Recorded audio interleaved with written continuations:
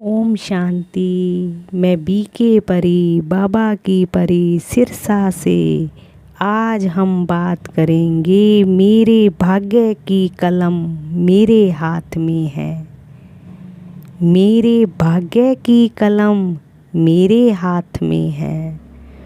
वो मेरा हाथ क्या है? कर्म। मेरे भाग्य की कलम मेरे कर्म हैं। मेरे कर्म, अपने कर्म अच्छे लिखते जाएं, भाग्य हमारा सेफ है।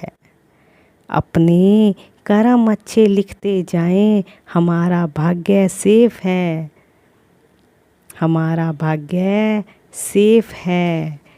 लोग कहते हैं खाली हाथ आए थे खाली हाथ जाएंगे, पर मेरा बाबा कहता है ना, खाली हाथ आए थे ना खाली हाथ जाएंगे।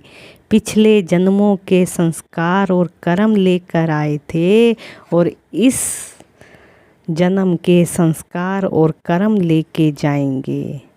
इस जन्म के संस्कार और कर्म लेकर जाएंगे। इसलिए मेरे भाग्य की कलम मेरे हाथ में है। मेरे भाग्य की कलम, वो हाथ का मतलब है मेरे कर्म हैं।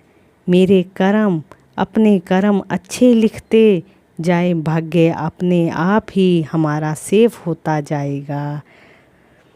जब हम कोई भी कार्य भगवान की याद में रहकर करते हैं, तो उसमें भगवान की शक्तियाँ हमारी मदद करती हैं।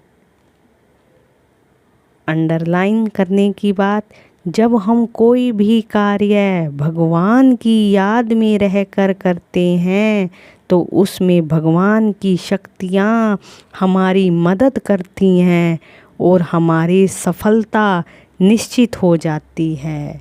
हमारी सफलता निश्चित हो जाती है। मेरे बाबा कहते हैं, जब इंसान बिना चाबी के कोई ताला नहीं बनाता, जब इंसान बिना चाबी के कोई ताला नहीं बनाता, तो आप ऐसे क्यों सोचते हो कि परमात्मा आपको ऐसी मुसीबत में डालेगा जिसका हल नहीं हो?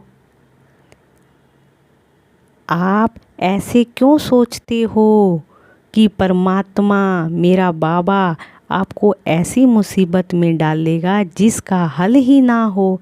इसलिए अच्छे कर्म करते चलो।